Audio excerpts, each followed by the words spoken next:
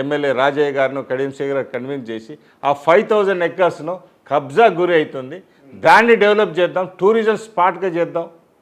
Even thought of bringing Disney land of US to Warangal, ఒక మంచి spot, tourism స్పాట్గా. ఎందుకంటే heritage ఉంది వరంగల్కు, ఒక చరిత్ర ఉంది. Okay, already Ramappa UNESCO recognise చేసేది ఉన్నది.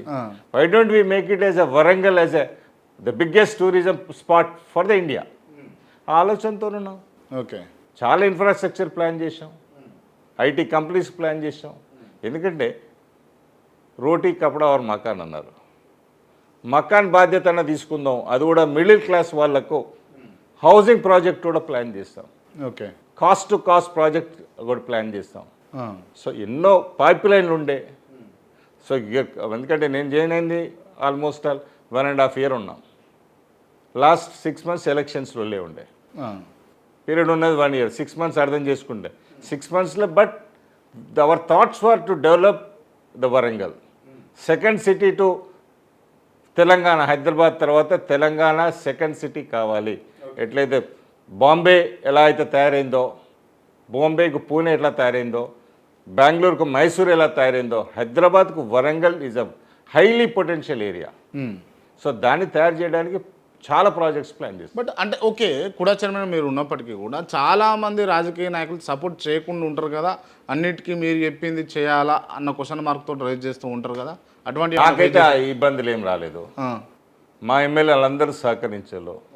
ఈ కొత్త ప్రాజెక్ట్ తీసుకొద్దామంటే కన్విన్స్ అయ్యారు. Okay, nobody was rejected it. Right. And Sundarraju Yadav అన్ని పార్టీల నాయకులతోటి ప్రేమపూర్వకంగా సాన్నిహిత్యంగా ఉంటాడు అని చెప్పేసి నేను విన్నాను, నిజమేనా? 100% అండి. వ్యక్తిగతంగా ఎవరితో విభేదాలు లేవు కదా, సిద్ధాంతపరంగానే ఉన్నాయి అంతే.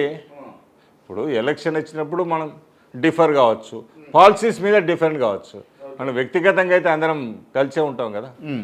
సో అలాంటి విభేదాలు ఏ పార్టీతో ఏ వ్యక్తులతో లేవు. Right. Out of the subject, అంటే ఇప్పుడు అవుట్ ఆఫ్ ద బాక్స్ మాట్లాడుకుంటే మీరు తెలంగాణ ఉద్యమంలో ఉన్నారు. మీరు నిజంగా తెలంగాణ తెచ్చుకున్నది ఎందుకు? మీలాంటి ఉద్యమకారులు కొట్లాడింది దేని గురించి అని అంటే ఏం చెప్తారు ఒక మాటలో?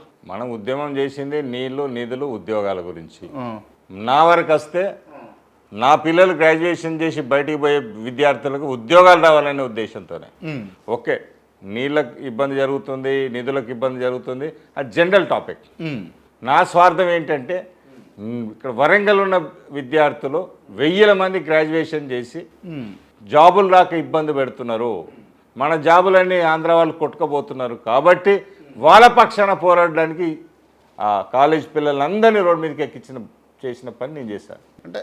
అంటే తెలంగాణ వచ్చినాక హ్యాపీగా ఉన్నారా, రాకముందు హ్యాపీగా ఉండేనా?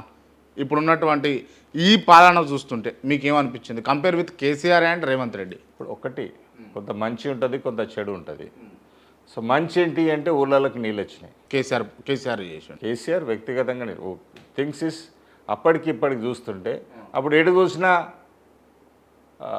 పట్నం తుమ్మలు ఉండేది, ఎండిపోయింది ఉండేది. కానీ ఇవాళ ప్రతి ఊళ్ళో నీళ్ళు పచ్చగా ఒప్పడుతుంది అంటే అది గత ప్రభుత్వం చేసిన దానికి నేను ఒప్పుకుంటా.